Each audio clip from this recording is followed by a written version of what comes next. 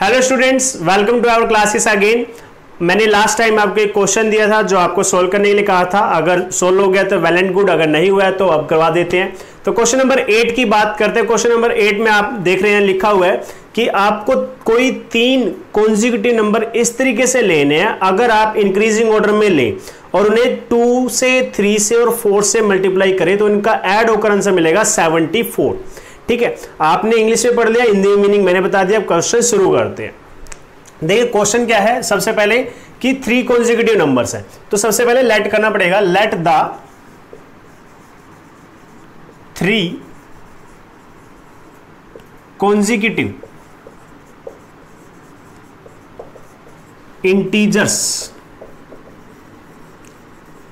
Are x, x+1, x+2.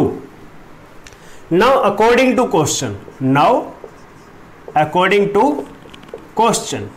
Question में क्या कहा गया है, अगर आप इन्हें इंक्रीजिंग ऑर्डर में ले, ये हो गया increasing order x, x+1, x+2, तो जो सबसे छोटा नंबर है उसे 2 से मल्टीप्लाई करना है, जो अगला नेक्स्ट नंबर है उसे 3 से मल्टीप्लाई करना है, जो नेक्स्ट नंबर है उसे 4 से मल्टीप्लाई करना है, और तीनों ही नंबर्स को आप ऐड कर दे तो आंसर क्या मिलेगा आपको 74।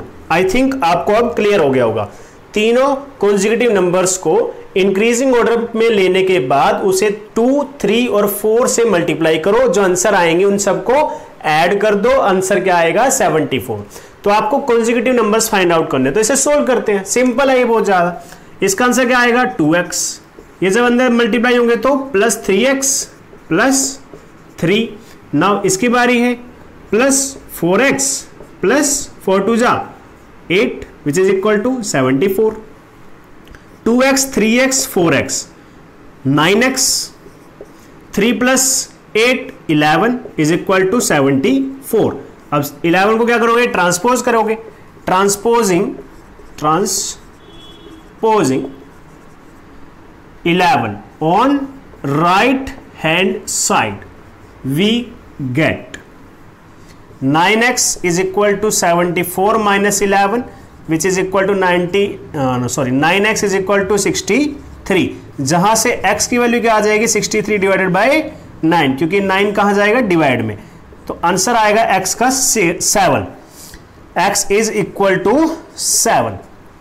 अब आपको फाइंड आउट क्या करना था, 3 कॉन्जिक्यूटिव नंबर्स। तो 3 कॉन्जिक्यूटिव नंबर कौन है, x, x+1, x+2। तो यहां पे आप आंसर लिख दीजिए, hence the 3 consecutive integers are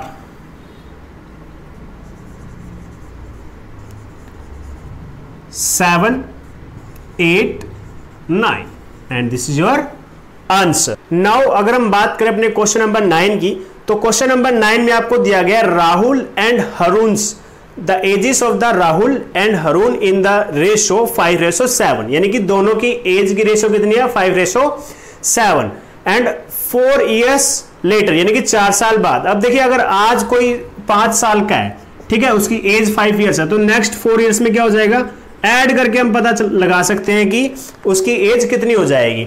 ठीक है, तो दैट मीन्स 4 year लेटर्स का मतलब है उसकी एज में ऐड होगा। तो 4 years लेटर अगर हम दोनों की ही एज को देखें और उनको ऐड करें, द आंसर विल बी 56। तो उनकी प्रेजेंट एज बतानी है, नो प्रॉब्लम। सबसे पहले तो आप क्या लिखोगे, the ratio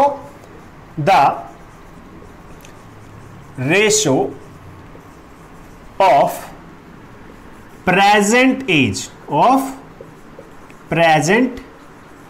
as of Rahul and Harun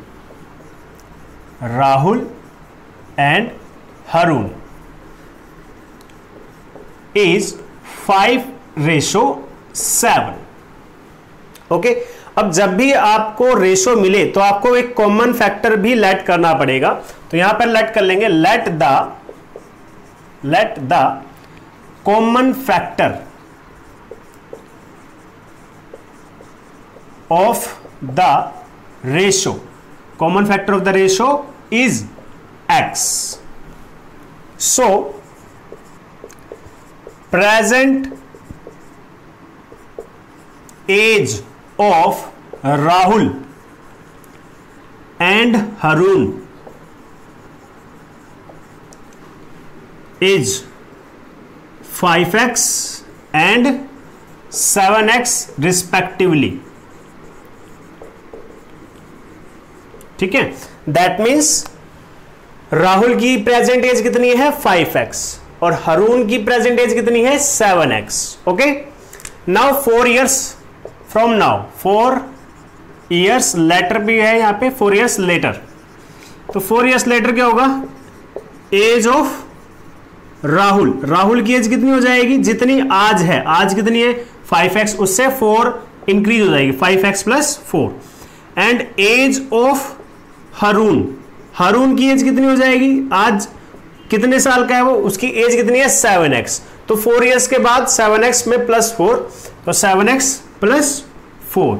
now according to question क्या कहता है आपको, क्वेश्चन कहता है 4 साल बाद जो एज है उनको सम कर दो, 5x plus 4 plus 7x plus 4, this will you give the answer 56। तो ऐड करने के बाद उनकी एज का सम कितना हो जाएगा 56 हो जाएगा। तो आपको उनकी प्रेजेंट एज बतानी है। तो सबसे पहले तो x की वैल्यू सोल्व करते हैं, 5x plus 7x 12x, 4 plus 4 8 is equal to 56। सबसे पहले क्या करेंगे, 8 को ट्रांसपोज कर देंगे, 12x is equal to 56 minus 8। 56 को 56 में से 8 को माइनस कर दो तो आंसर क्या आएगा 12x इज इक्वल टू 48। और x की वैल्यू क्या आ जाएगी, जब आप 12 को डिवाइड में बैठ जाओगे तो 48 divided by 12 which will give you 4। तो आपका x की वैल्यू कितनी है 4 और आपको बताना क्या था present age, hence the present age of Rahul की प्रेजेंट एज कितनी है 5x, that means 5 multiply 4 which is equal to 20 years। Okay, now and the present as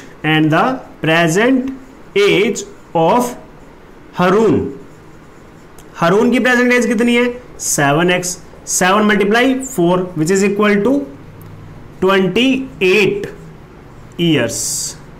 बहुत ही सिंपल क्वेश्चन था। नाउ क्वेश्चन नंबर 10 में अगर आप देखें तो यहां लिखा हुआ है the number of boys and girls in the class are in the ratio 7:5।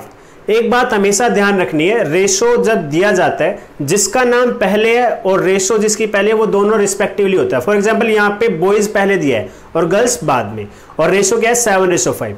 तो बॉयज के लिए क्या होगा 7 और गर्ल्स के लिए 5। तो ठीक है, यहाँ पे गर्ल्स कितनी हो जाएंगी 5x, बॉयज कितने हो जाएंगे 7x। ओके, नाउ उसके बाद क्या कह रहे हैं, the number of boys is 8 more than the number of girls. Boys जो है कितने ज्यादा है 8 ज्यादा है। ओके, उसके बाद what is the total class strength, total students कितने हैं ये बतानी है। तो सबसे पहले तो आपको वही लिखना पड़ेगा रेशो। तो हम क्या लिख रहे हैं यहाँ पे, the ratio of boys, the ratio of boys and girls in a class is 7:5। और जब भी रेशो का क्वेश्चन दिया जाएगा तो कॉमन फैक्टर लेट करना कंपलसरी हो जाता है। Late the common factor of the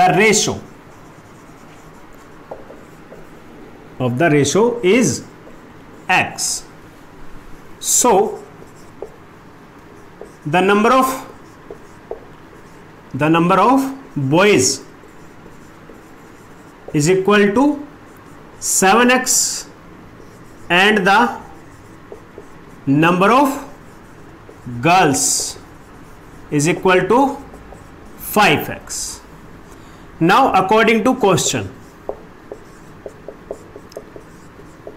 अब क्वेश्चन में क्या कहा गया कि बॉयज क्या है ग्रेट ज्यादा है गर्ल्स से, और कितने ज्यादा है 8। यानी कि आपको कैसे पता चलता है कि किसी चीज की क्वांटिटी ज्यादा है या कम है, या कितनी ज्यादा है कितनी कम है, माइनस करने से number of boys minus number of girls क्या मिल जाएगा, नंबर ऑफ बॉयज जितने भी एक्स्ट्रा है। तो यहां पे according to question, because boys क्या है ज्यादा है अगर मैं उसमें से गर्ल्स माइनस कर दूं तो मुझे पता चल जाएगा कितने स्टूडेंट्स एक्स्ट्रा है। तो 8 स्टूडेंट्स क्या है, गर्ल्स से ज्यादा है। तो 7x minus 5x is equal to 8, और यहां से आप अगर देखें तो 2x इज इक्वल टू 8 और 2 क्या हो जाएगा डिवाइड में, x is equal to 8 divided by 2 which is equal to 4। x की वैल्यू कितनी आ गई 4, लेकिन हमें क्या बताना है, टोटल नंबर ऑफ स्टूडेंट्स। ठीक है, total number of students, total number of students कितना आएगा, total number of students in